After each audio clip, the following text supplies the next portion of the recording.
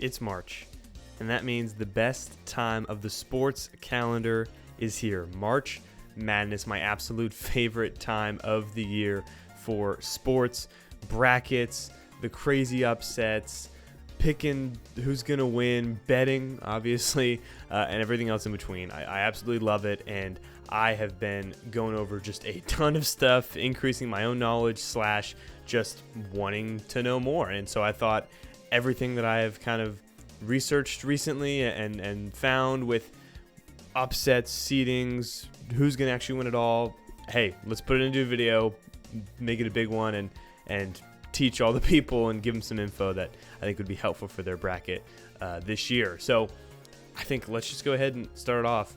Who can actually win it all this year?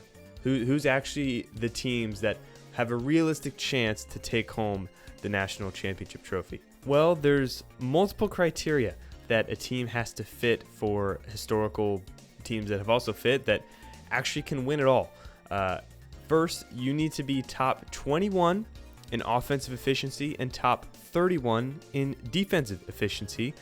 No first-year head coach has ever won a title, and only one coach with less than 5 years of experience at that school has ever won a national title.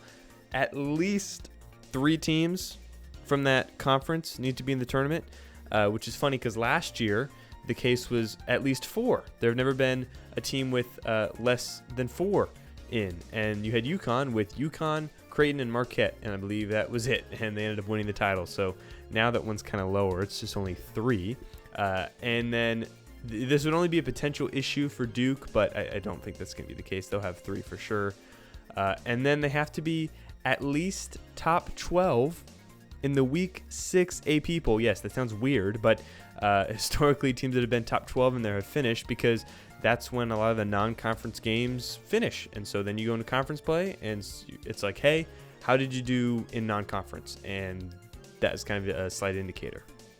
According to these metrics, only 2 teams right now currently fit that. That is Auburn and Tennessee. However, Tennessee is literally at 21 offense right now, and they might be even lower the next day, like the day after this is put out. Who knows? And I don't really think they have the ceiling to run the table anyways. But I think this is a really weird set of criteria, and it could be slowly deteriorating as time goes on. With the transfer portal, you can turn around teams with coaches that just get in there quicker than ever. Look at Louisville in the tournament now, Missouri, Kentucky, Vanderbilt, even more. All these teams are going to be in the tournament, and they were not looking like that was going to be the case, or at least they were definitely rebuilding, or so we thought going into the year. I think the under 5 years thing is probably going to die soon, and maybe even this year. And if we throw that out, then we are going to add Duke and Florida into this equation. And then if we throw out kind of the Week 6 top 12 specifically, because it's so specific with top 12, then we can add in Houston because they were ranked. They just weren't ranked top 12 in the Week 6 AP poll. You can also add Clemson and Maryland, but I don't think they're going to win it, so we're not going to include them right now. But that gives you basically 4 teams: Auburn, Duke, Florida, and Houston. These are the 4, could be the 4 1 seeds, but the 4 seeds that I think you should pick one of them to win it all and no one else outside of these 4. It's going to be an outlier year, just putting that out there for the bracket. We have one of the best and one of the worst Power 5 conference years of all time with the SEC and the ACC. For context, the current net rating of the 4 teams, Auburn, Duke, Florida, Houston, they are higher than every single national champion from 2009 to 2023. I stopped at 2009 because the outlier is Duke in 2008, and then UConn in 2024 last year is higher than Florida and Houston. Auburn is the same as 2024 UConn, and being in one of the hardest conferences we've ever seen. And then Duke is on pace to be one of the highest efficiency teams in terms of efficiency rating going into the tournament, net rating, all that stuff, the highest of all time. They're on pace for that going into the tournament. So this year has some real top heavy hitters. Now, Why don't I have some of your teams that you think are going to be really good in this 4 bubble group? Well, some of them I can at least explain. Alabama, their defense is better than last year, and one of the few that I'm actually kind of relatively open to having in this group, this title contending tier, but the defense has just not really been good enough for that. Also, home or away, they just cannot seem to beat the real top of the SEC. I think they haven't even won a game, maybe one against the top 3 teams in the SEC.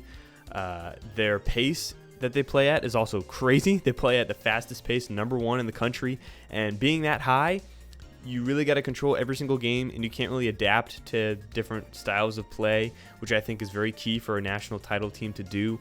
And if you're going to be that high in pace, you better have like the best offense in the country, and it's very good, but it's number 3 or 4. It's not number 1. Tennessee, they are the antithesis of Bama, but the same concept.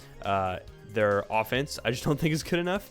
Also, their offense went from just 21 to 22 as I was writing this, so technically they are not actually in that beginning things that we all went through, that Auburn was the only one that fit that.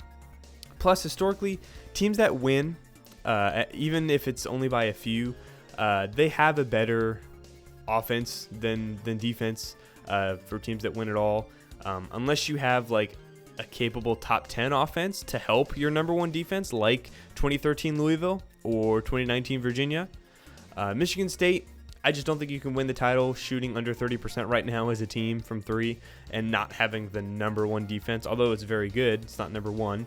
And then Wisconsin, they don't excel in anything. I don't really have them here. St. John's, same thing, too anemic offensively. And Iowa State, if one of their starting 5 is out, they are a completely different team. So all that stuff is kind of the reasons that worry me and why I don't have them in there. And I get you're saying, hey, well, who's out of these 4 is the best team to win it all? Give us that. Not quite yet. First, let's go into the middle. For teams in the middle, you might lean towards picking, well, it seems easy, SEC teams. Don't just fall for the best conference pick. And by middle, it's going to sound weird, I mean like 3 through the bubble, 11. Or at least if there are SEC teams in the bubble, which there probably will be because there's going to be a lot of SEC teams in this year. And while it may seem dumb, especially considering the historic season of the SEC, just be weary of blindly mass picking SEC teams in the tournament this year. The SEC has produced the best non-conference winning percentage over that time and the best scoring margin since 1997. The one below that was the Big 12 last year. And let me give you the outcomes for the Big 12 last year and ACC in 1997. The ACC in 1997 had Carolina as a 1 seed. They lost in the Final Four, so success there, but didn't even make the title game.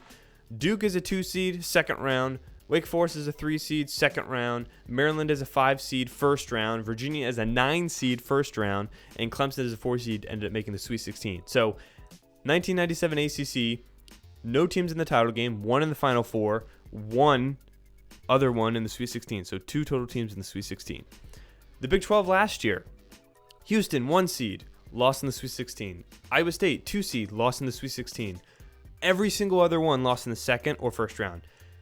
Baylor, Kansas, Texas Tech, BYU, Texas, TCU. Not a single one made the Elite 8. And they were on pace to be one of the best conferences of all time. Now, I will say the SEC is going to be different, as they will probably break the record for most teams in the tournament from one conference, being probably projected 12 or 13. The record is 11. And we're not going to see, like, it's just not going to happen where we see a third of the round 2/Sweet 16 SEC teams going to be in the Sweet 16 or the second round. Like, half of the teams in the Sweet 16 are not going to be from the SEC. It's just not going to happen. That statistically just is not the case. The only time you really see that is honestly with fewer teams in a conference, but they're powerful, like the ACC. Duke, Clemson, NC State, all of them made the Elite 8. And 2 of them could have made the Final Four, but only 1 did because 2 of them were playing each other, obviously NC State and Duke. But it's also just kind of a regress to the mean kind of concept. After a non-conference play at the very beginning of the year, when you have your non-conference games, we really see only like inter-conference games until the tournament. And the resumes for seeding are kind of built like holistically. And you don't need to be crazy smart to know that momentum can change over 2 months. And that's very real.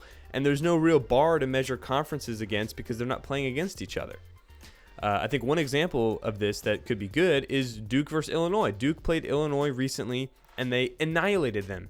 That gives us some context of, okay, Duke is here compared to other Big Ten teams that are here because Illinois is at this spot in the Big Ten. They crushed them. So that gives us a lot of good context. And I think that's why it's hard to really pick in the tournament, because you could go based off certain stuff in conferences, but some conferences play differently and it could just not work out. And I think the biggest thing is the Big Ten. Look at the Big Ten historically. They've had some really, really good teams. Some teams that have made the title game.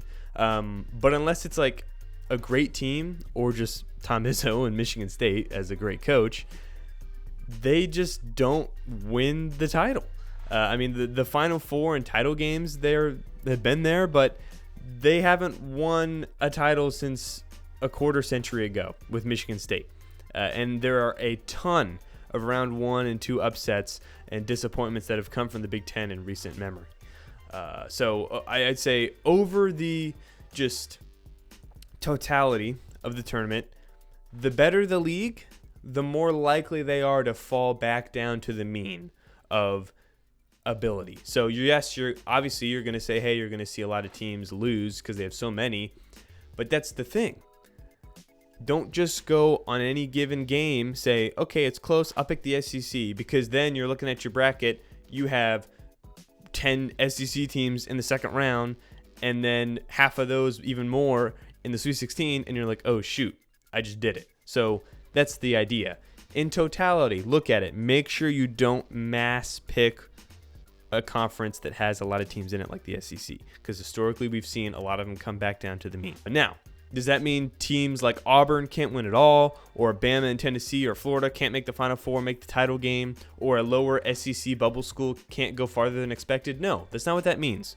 But it all happening together at once is highly, highly unlikely. So again, don't just blindly pick one conference, but specifically ones that have really succeeded, because historically that's not necessarily the case. Just like if you look at your bracket, don't have half of the SEC teams be SEC, or don't have half of the Sweet 16 teams be SEC. Just don't do that. Now, let's get into a different concept, over and underseeded teams. I found this graph from this site that I really love, thanks to evanmia.com, and it basically shows over the value of overseeded and underseeded teams from previous brackets. Basically, I'll show you the graph here. It takes your relative rating, which is your net rating essentially, on the y-axis, whatever seed they are on the x, and it's a historical plot. That black line is historically what each seed on average is supposed to be. And it can show on any given year if a team is overseeded or underseeded. An underseeded team has a 60% higher chance to win on the first round or second round or any given game than a normal or overseeded team, which is a pretty big boost to go off and help your bracket. And while that's obviously stated there, I wanted to go over overseeded teams, and while underseeded is obviously really good with 60%, it's even more so for overseeded teams. And I went back with the data that I had and checked every single one. Look at last year. I'll show you the graph here. Overseeded teams. UNC, they made the Sweet 16. That's a failure for a 1 seed. Marquette, Sweet 16. For a 2 seed, you want to get to the Elite 8 ideally. But that's, on average, it's fine. Kentucky, 3 seed, round 1 exit. Baylor, 3 seed, round 2 exit. KU, 4 seed, round 2 exit. Wisconsin, 5 seed, round 1. St. Mary's, round 1. South Carolina, round 1. All those round 1 and round 2 games, those higher seeds, obviously that's not the expectation for them. Those teams are overseeded. That's failures. But then you can also look at underseeded teams here. You got Sweet 16 from this 5 seed here, a 4 seed here in the Elite 8. and then the champion being one of the 1 seeds here. And then if you want, you can include Yale and Grand Canyon. They're right on the line, and they won first-round matchups as lower seeds, underseeded. 2021, underseeded teams that are at least lower than a 10 seed. You have 2 11 seed wins in 2021. UCLA literally making the Final Four. And then 14 seed. You had a 14 seed win the game, and they were underseeded. And then the 8 seed, you have Loyola Chicago. They won 2 games. And then 1 through 5, all 4 of them are really positive. The underseeded teams. I mean, underseeded in 2021 looks really good. And then let's go to overseeded. Number 2, Ohio State, first round exit. Number 3, Kansas, second round. Texas, first round exit. West Virginia, second round. Purdue, first round exit. Oklahoma, second round. San Diego State, first round. BYU, first round. Clemson, first round. All of these teams, higher seed, not supposed to be out in the first round or second round, and all of them were there. Now, obviously, this is not perfect. I do want to point that out. It's not perfect. Let's look at last year. Auburn, way underseeded. They ended up obviously failing in the first round. Kansas State in 2023 was overseeded. Same with Clemson last year. Both of them succeeded. Texas Tech, the year they made the title game, they were slightly overseeded. So it is not gospel, but the percentage change it gives you for a team for what seed you are with it being over or underseeded, I think is a pretty big plus, especially because with the tournament, you'll never have a predictive model. But something like this, if you see a relative outlier in over and underseeded, maybe keep an eye out. Now, what I found is you don't need to be like an overseeded team doesn't need to be playing an underseeded team for the win to happen. There have been many times, at least for some of these overseeded teams that played, they just played a normal seed or a slightly overseeded seed that was lower than them, and they still lost because they are just not worthy of being in that spot. So I'd say necessarily look at, okay, it has to be overseeded versus underseeded. If there's a team that's not, that you don't really like and they're kind of overseeded, hey, it doesn't hurt to pick them because they ideally, statistically, aren't going to go as far as they should. Now, there's a second graph here I want you to look at. Look at this graph. This one was very interesting. Why are there 3 down ticks in 3 different seeds? You would think that it would just be the same relatively linear model of, hey, you have a 60% better chance of winning if you're underseeded. Why are there 3 seeds that go down here? Well, I do want to tell you, the data only goes back to 2015, so it's not too far back. 10 years is fine, but it's not, 20 or something like that. So what I did is I went back, and funny enough, each 3 of these seeds, there are 3 levels to this. Let's start with the 13 seed here. Why is it lower? I'll tell you, it's a statistical fallacy. That's what it is. Going back the past 9 years, as far as the data goes back, this should be at least 0.33. Because 3 of these 13 versus 4 wins were right on the line of being considered underseeded, and they should definitely count them for actually winning that game. And you could even say 44.4% because in 2022 there were 3 really close games between 4 and 13 seeds, with 3 of those being underseeded. And one of them totally should have happened. I literally remembered it. It was Chattanooga versus Illinois. Oh my gosh, Chattanooga choked so hard. That should have been a win there. So for this graph, 13, I'd say take out. Number 3 is weirdly correct and wrong. It's been relatively even with successes and fails for underseeded teams, which would still be a big data point down, but not necessarily below this number. I don't think that's where it should be. You have 2024, the most overseeded team was Kentucky, and they lost in the first round to Oakland. But then you got 2023, like I said, with Kansas State being the most overseeded 3 seed, Gonzaga, the most underseeded 3 seed. Didn't matter. Both of them made the Elite 8. So you got stuff like that. 2021, all of them were technically overseeded, and 3 of them lost before the Sweet 16, one of them in round 1. So that obviously really bodes well. But then you have Texas Tech in 2019 as 3 seed making the title game. So it's a mixed bag, but it should be higher than what it says. The 6 seed, though, 666, the devil's number, that's the danger spot right there. I think it could be a mixed bag of 6 seed being a spot for teams whose resume with really close wins and kind of lucky just kind of overrates them. Plus, you have to face an 11 seed that maybe are just having either really good mid-majors or bubble teams that are getting really hot. This one is ironically actually pretty poor. 2024, 3 overseeded teams, 3 round 1 losses. However, one of them was BYU, who was properly seeded, and they actually lose. And then Clemson, one of the overseeded ones, actually made the Elite Eight, but still. 2023, overseeded Iowa State, round 1 loss. 2022, 3 overseeded teams, 3 round 1 losses. 2021, 2 overseeded teams, 2 round 1 losses. 2017, 2 overseeded teams, 2 round 2 losses. Now, obviously, some in between like 2019, 2018, they aren't outliers. They're just insignificant, meaning they weren't worthy enough of talking about being on the graph because it was a mix, But out of the 9 years we're doing, having over half of them being, hey, this is a pretty big outlier. Like, hey, ding, ding, look at this. Bunch of round 1, round 2 losses for these 3 seeds. That's a pretty big deal. 3 years in a row, from 2015 to 2017, the most overrated seed lost in round 1. Now, again, it's not perfect. Clemson, Elite Eight, I understand that. But this is a pretty good indicator, especially for overseeded teams. And it's not set right now, but as of now, I'll show you the graph for the latest one that came up. Teams like Mississippi State, Oregon, Memphis, all could be maybe interesting overseeded teams that you would look at. So just keep an eye out on that little 6 seed there, because going back, that might be a dangerous seed to have going too far in the tournament. Again, I do think the tournament, like we said, going on to a new topic, it is very top heavy. It could lead to a lot more mid-major upsets than normal, with this whole middle kind of being clogged together. Now, who are the best upset candidates? Obviously, they're all going to need to win their conference tournament, and some of them might not. Indiana State, big example last year. They could have been really good. They didn't win their conference tournament. But I think this might be some of the best group of upset candidates I've seen in a long time. There are a lot I like. Starting with the first one being here in North Carolina, High Point University.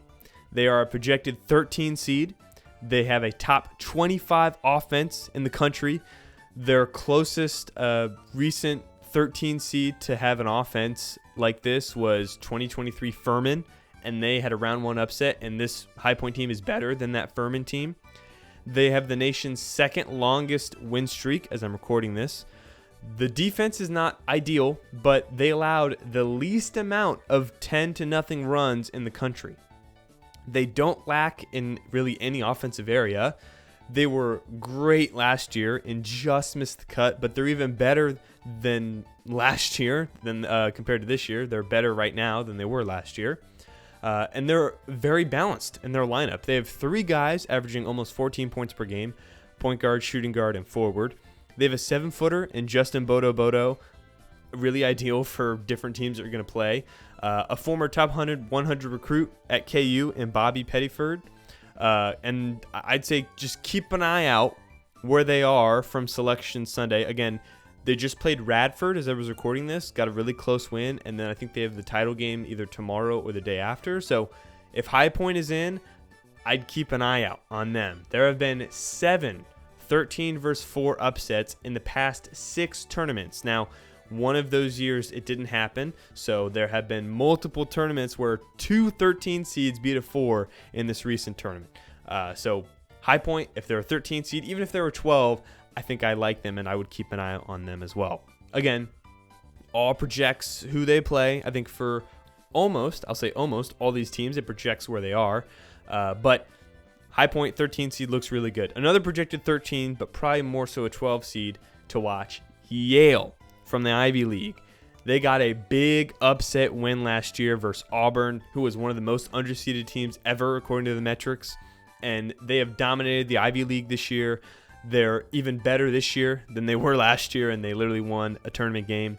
They're actually pretty similar to High Point. They just play at a higher tempo. Their average margin of victory has been awesome, and they were riding one of the longest win streaks before a really close road loss to Harvard. They don't have a quad 1 win with their one chance that they had, but it was a very close game to Purdue, who was a projected 4 or 5 seed, maybe even higher if they do good in the Big Ten tournament. They have one of the best kill shot margins in the country. Now, you might be saying, what's a kill shot? I brought it up a little bit earlier. A kill shot is a stat that is basically a 10-0 run. And when I say kill shot margin, it's the number of 10-0 runs achieved by a team per game minus the amount of 10-0 runs that they allow per game. So if your kill shot margin is -5, there is a 50% chance in a given game that the other team is going to go on a 10-0 run compared to you going on a 10-0 run, because ideally the other team, you allow more 10-0 runs than you actually do yourself. So you don't want it to be negative at all. I don't even know if many schools are, unless they're, no schools are going to be negative in that category that are actually in the tournament. But it really helps because going over statistics, Yale on average goes on a guaranteed 10-0 run per game. They literally have a kill shot rate of above 1, meaning per game, more than once at least, but one time per game they go on a 10-0 run, which is crazy, absolutely crazy. With the right matchup, they are super scary for a team that maybe just can't keep up with them. They have a 19 point per game score in guard John Polakatis. Lots of continuity. They've been playing together. They were obviously playing a lot together last year. Yale's been like a 12 and 13 seed, but I think they shouldn't have a problem making the tournament if they go through the Ivy League. That should not be an issue. KenPom, which is another advanced statistics site. Geez, that was hard to say. They have this thing called luck rating, and it's basically kind of tries to measure a little bit of luck that a team has had throughout the year. You don't want it to be too high, but you also don't want it to be too low. And normally, like really low luck teams aren't in the tournament. But Yale is at the bottom 10% in luck rating with these stats. And I think that helps a lot because on any given game, let alone any given tournament game, the opponent is not going to, let's say, make as many free throws or have a certain amount of weird shots or have weird foul margins, kind of stuff that you can't really predict. On any given game, that's not going to stay consistent because it's luck, obviously. So them being a little lower in luck, I do kind of like, at least for just in any given game scenario, one specific game. And they've also won in March before. The coach has been there a while. Yale is a pretty interesting team that you should look out for as well. And then the next ones are at a potential risk of not making the tournament because they got to finish the job and snag the auto bid, winning their conference tournament. And two of them are actually going against each other. And that's the next two I'm going to talk about. First one being UC San Diego, University of California, San Diego. They are one of my favorite teams personally, and I think they are the favorite to win their conference, but they got to get a good team behind them for sure because there is a team waiting that is trying to take their bid. UC San Diego, I don't think they're really being talked about enough. According to KenPom Analytics, they're right between UConn and Creighton and New Mexico, around there, which all three of those teams are very dangerous 8 and 9 seeds. Their metrics right now are some of the best for a projected 12 seed in recent history, which I think they can go up to 11 with maybe some bid stealers falling behind them. So could be at 11, which, what did we talk about earlier? 6 versus 11? That'd be pretty good for them. They are on a 12-game win streak. They're top 55 in offense and defense, so very balanced. They only have 4 losses so far. They have a win in Utah State and a really close loss to San Diego State. Both of them going to be in the field. They play at like an average pace, take a lot of threes, though, and they try to get the best look possible. 40% of their points come from the three-point line. That's top 15 in the country. They dominate the turnover battle. They force turnovers, and they don't turn it over at like some of the highest rates in the country. They are a top 3 team in the country in kill shots per game and kill shot margin. Again, why is that important? A team that has at least one 10-0 run, which is a kill shot per game, wins 71% of the time. A team with more kill shots than the opponent wins 81% of the time. That's a giant margin. So kill shots, I think, are pretty important to look at. They're very much a matchup-dependent team, however, because they're not very deep and they keep guys in with lots of fouls a lot. It does not change their strategy whatsoever. So if they face a team that gets to the free throw line all the time, might be pretty worrisome for them. Or if they play a team who's like electric but has a tendency to turn it over, doesn't really guard the three well, that could be a nightmare matchup for that team, like a Mississippi State, who is a projected 6 seed. So just keep an eye out for stuff like that. And if you senior forward, Awanita Tiot Jones averages 20 points per game. They have 3 other guys in double figures. UC Irvine is the team that's below them, trying to take their spot. They are trying to knock them off to win the Big West, and they're not too far back either. In terms of rankings, they've been to the tournament a few times before in the past. They have a top 15 defense in the country. That's pretty crazy. Top 15 defense. And they play at a higher pace than you would think to kind of make up for their lack of efficient shooting, which I like. They know they aren't great at offense, so they know, hey, we need to get more chances and more possessions, so we're going to play at a higher pace to make up for our lack of efficiency. I think that's pretty smart. They are dealing with some injuries, so we'll see if they can overcome that. But they beat UC San Diego, and they're 1-1 against them. So if they play in the conference tournament, that's going to be a game to watch. I know some of these people don't even watch lower mid-level, mid-major teams before the tournament even starts, but I keep an eye out on that one because you might want to start get to know these teams because I feel like some of them are going to be winning come March. Next team that we have is Drake. Drake is here as well.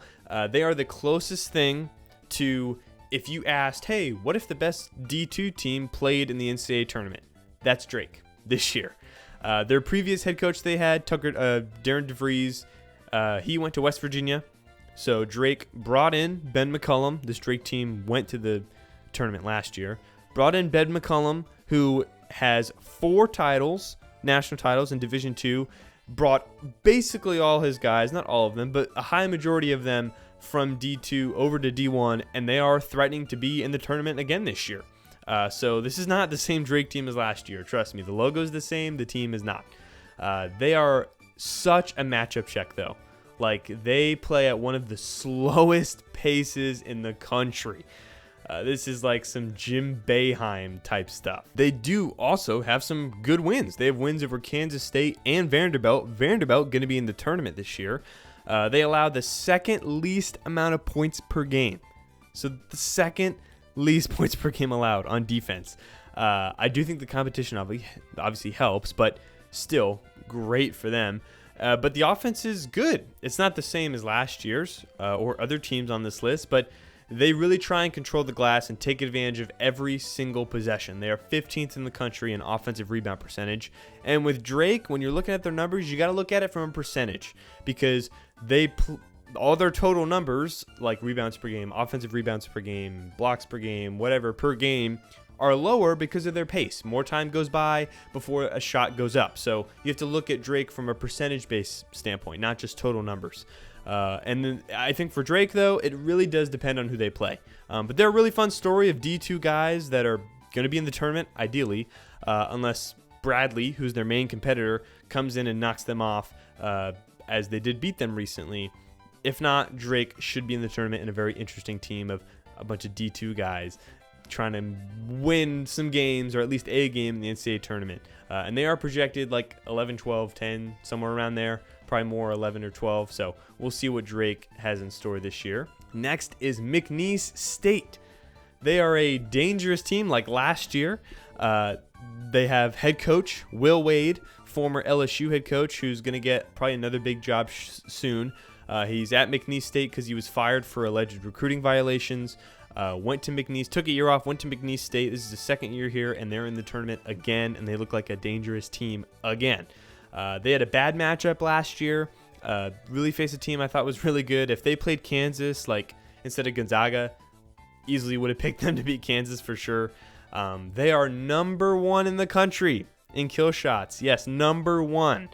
They go and have a kill shot, a higher percentage to have it offensively above any team in the entire country.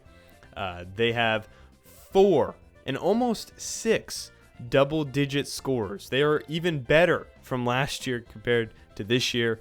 They have the 65th at least the 65th offense and defense. I believe it was 65th offense and 64th defense. So let's basically just say they're 65 in both of them. They've dominated their conference. They have 2 games versus upper SEC school teams, and they were close road losses. Alabama and Mississippi State. They really play through all their guards, who they got a lot of guards, I'll tell you that, which historically I think is a little safer for teams and is just really good for teams in the tournament. Sometimes guards kind of run the tournament, not all the time, but I think if I was building a team, I'd rather have a really good guard in the tournament than a really good forward. Just me personally and historically, I think what we've seen has kind of been the case, but at least definitely for these lower teams that can go on potential runs, a ball dominant player really helps. They have dominated their conference.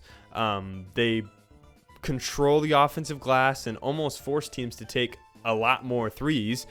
They're near the top in 3-point attempts divided by field goal attempts. So the amount of 3-point attempts per just general field goal attempts is almost 50. So they let their teams almost on average take their opponents 50% of their shots they have them take are 3-pointers. So I say that it's pretty simple. If they face a really good 3-point shooting team, that's tough. They're toast. If they don't, it's going to look really good for them. So McNeese State, very much matchup dependent, just like it was last year. And then the final one, the one I'm so confident in, I'm going to guarantee almost guarantee at least one win right now. Selection Sunday is a week away. I'll guarantee it right now. Virginia Commonwealth University, VCU. Aside from St. Mary's and Gonzaga, we'll just include them in Power 5 anyways, VCU is the best mid-major team this year. They are in the top 25 analytically. They're literally in the top 25. They are analytically a 5 or 6 seed, and they might be a 10 or 11 seed. That's crazy. They have the next great Power 5 coach in Ryan Odom. He's from Durham, North Carolina, actually, by the way. Was at a school, I don't know if you remember, called UMBC, You Must Be Cinderella, the first 16 seed to knock off a 1. Yeah, this is their coach right here. Went to Utah State for 2 years, 2 really good seasons, one of them with a tournament appearance. Now he's over here in his second year at VCU. While they don't have any like crazy wins or anything, their schedule didn't really allow for that, but all their losses are only single digits, with 3/5 of them being under 3 points and on the road. So no real bad losses on their schedule at all. And they are 3rd in the country in defensive efficient field goal percentage, which is just a simple formula that takes into account the value of a 3-pointer being worth more than a 2-pointer. So they really make it ugly for their teams that they play defensively. They play at an offensive tempo that can really adapt to basically any team. They have a ton of experience. 5 of their top scorers are all seniors. Over a year of continuity, which I think helps. Sometimes guys that have only been together for a year, it takes them a minute. Like NC State last year, obviously where I go to school, they had a lot of the guys that were there. Only 1 or 2 of them that actually made an impact, like Michael O'Connell, who hit the game winner, obviously. They were there last year, and then they took them all this year to really get going, or I guess 2 years ago, and then, last year it took them a while to get going, and they finally hit their stride at the end of the year and got it together. So continuity, I think, really helps with some of these teams. So they've been together at least for a year prior. Now it's 2 years. And they control the offensive glass. They shoot like average from 3, but shoot a good amount. They did just lose to Dayton, but one of their better players, their 3rd or 4th best player, at least in terms of scoring, did not play, and they almost won. So I wouldn't put too much into that. Dayton's also trying to fight to get in the tournament. They're a tournament caliber team. So, I mean, if this is an 11 seed, I'm licking my chops looking at this game, looking at this team at least a Sweet 16 if they're an 11 seed. I'm honestly feeling that way. Now, obviously depends on region, competition, really overseeded, underseeded teams, but I just really, really, really like this VCU team. If they are a 10 seed, I think it'd be good. Depend on what 2 seed they play. Some of these 2 seeds might be really good. But if they're an 11 seed, oh my gosh, get ready, because that's going to be a great 11/6 seed matchup to go ahead and take advantage of there. But to end this video off, let's just go ahead and return to what we talked about at the very beginning. The real answer: who can win it all? We left off with Auburn, Duke, Houston, and Florida. I think any of these 4 teams are a good pick, personally, to win it all. Florida, for them, they have some of the best wins in the country. Away versus Auburn and Alabama, they have a top 5 offense and a top 10 defense. They do have the lowest loss quality of the 4, meaning the worst amount / quality of losses. They have a home rank top 20 in the country. Now, what does that mean? Home rank is basically an advanced stat that basically shows you how good you are at home versus the road. And you might say, oh, top 20, that's good. Well, you don't want it too high, because you know what that means? That means you are too reliant on winning at home. I know it sounds weird. Doesn't mean that you have to lose a game at home for your rank to go down. You don't want it to be all the way down, because then you're just all over the place. But good teams have it somewhere in the middle because they are able to win no matter where, home or on the road. So, to have it be in the top 20, I think is a little worrisome, because you're not going to be at home in Florida, obviously, all the time. And then among the past 6 national championship teams, the title team has had a kill shot allowed rate of lower than 30%, so 0.3, meaning that there's a 30% chance of them allowing a 10-0 run on any given game. It's been lower than 3 for what they allow. Florida does not have that. Theirs is at, I believe, 0.35, so it's higher than what you would like. And they also don't have ideal depth. They are dealing with a little bit of injuries they have throughout the year. Their peak, though, is title team absolutely winning it. Playing whoever, doesn't matter. Not getting an easy road and winning. No, they could get a hard road and win the title. Other teams that I just mentioned on the 4, I don't think they can do that. Florida can, but their floor is just a little bit worrisome for my liking, with a little bit of their health and kind of their defense-ish. So Florida, if I had to take one out, I would slightly take them out. Houston, they are looking like 2019 Virginia. Again, sorry, with Florida, you can totally have them there. I mean, in terms of, if I'm ranking them, I'm probably having them at 4 there, and I'm not necessarily picking them. Houston, looking like 2019 Virginia. They're slow pace, as we always know for Houston teams with Kelvin Sampson, but this is their best team yet under him. They are 3rd in the country in 3-point percentage, which is huge. They've never been that under Kelvin Sampson. Obviously, we know they're a great defense. That's what they do. They have 4 losses. 3 of them are in overtime. And the only one that's not in overtime is by Auburn by 5. So they've had 1 loss since the beginning of December. Some stuff goes their way.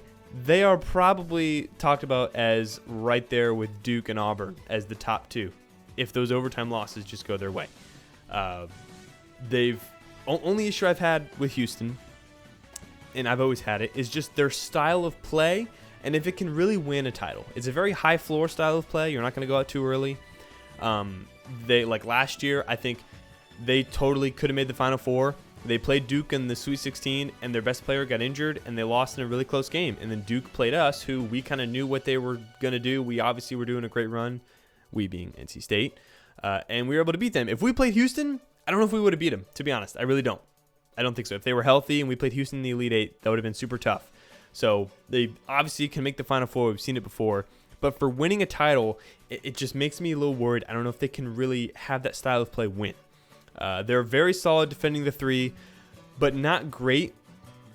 Not as great as you would hope, and they allow teams to take a lot. So one hot night from a team could really be the end of it. Their kill shot stat as well. I know I keep bringing it up. It is there too.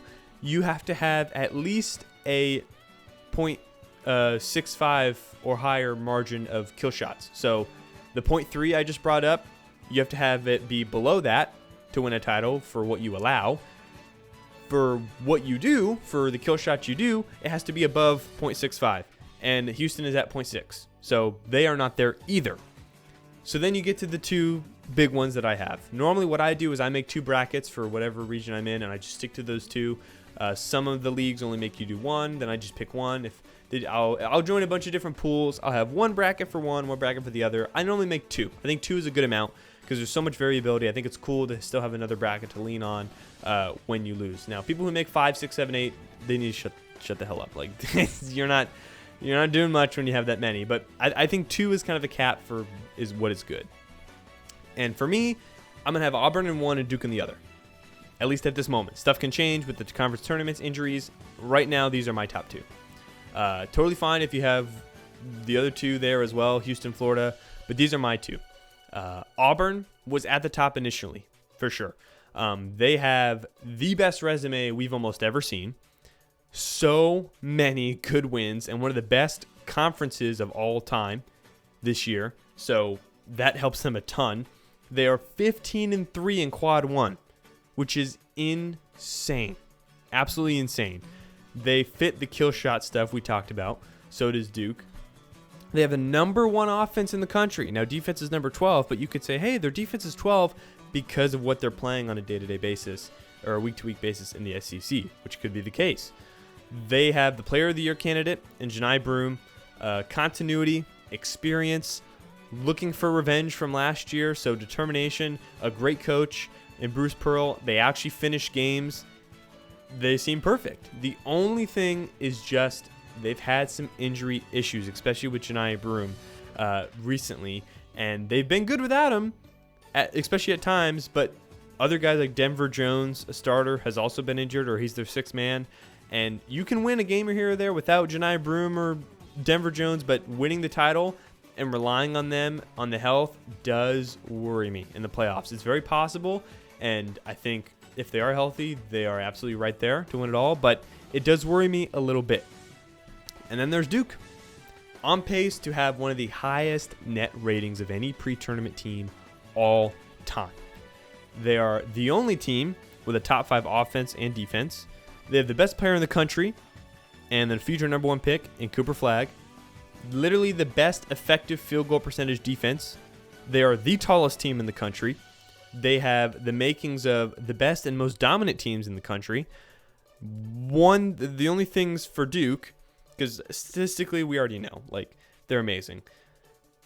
Their youth is a thing. They're very young, and that can be a negative, I would say, in March, as we've seen before. Obviously, the Duke team with Zion, RJ Barrett, Cam Reddish, super talented. They were young, didn't even make the Final Four. And then John Shire. He would be one of 2 coaches to ever win a title in the modern basketball era to win a title within at least their first 4 years. Again, I have my, I mentioned maybe, hey, you can turn around a team really quick with that stat, but I also have my reservations personally with John Shire as a proven title-winning coach, at least at this moment. He's probably going to get to it at some point, but for the beginning right now, going through the motions the first few years, I think the 5-year thing is also probably just getting and building and getting used to a program and learning how to coach. The stuff before that, it can change. Transfers, giant recruits, that's what can change it. And I think for this, that's the reason that this head coach stat could be null and void, because with the transfer portal and the recruits that they've had, they added Sion James and Mason Gillis, really good bench transfers, plus the biggest thing, an amazing transfer class. Cooper Flagg, Con Knipple, Kaman Malawach, all of these guys are going to be really good NBA prospects in the lottery. Plus returning guys like Tyrese Proctor, Caleb Foster, they just have the makings of the best team.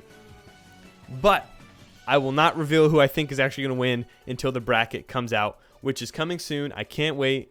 I even think with Duke and Auburn, or even if Houston shows out and Florida maybe beats Auburn handily in the SEC title game, all that stuff can change and depends on what region they get.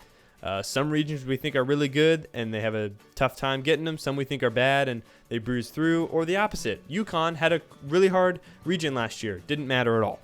UNC, easiest region, didn't even make the Elite Eight. So we'll see all that stuff when it comes in the best time of the year, Selection Sunday. One thing I want to tell you before you leave. First, thank you for watching if you went through this video. Second, I'm doing a second annual bracket pool, the Stoneheart Sports Bracket Pool. It is going to be on CBS Sports this year. I will make a separate little short video to explain how to do it, and I'll open up after Selection Sunday. It's free to enter, and the winner gets a $25. So prize pool, $25, free to enter. You can just say, hey, why not? Let me try and win $25. The scoring is different. It's not normal because I hate normal scoring. So I'll explain the scoring in the short video I make. But wait for Selection Sunday. And if you're watching this video, all you have to do is make sure you subscribe and follow me on Instagram. And then I'll have people DM me and I can send them the invite link via CBS Sports. And boom. Make your bracket, free to join. If you win, you get $25. So that's what we'll be doing this year. So please go ahead and do that when Selection Sunday comes around. Again, thank you for watching. Make sure you subscribe. I'll have different videos / my podcast. Go check out my podcast. It's on Spotify, Apple Music, wherever you get your podcasts. I try and do that sometimes as well, separate from YouTube. And, of course, stay smart, stay sharp, and I will see you guys later. Peace.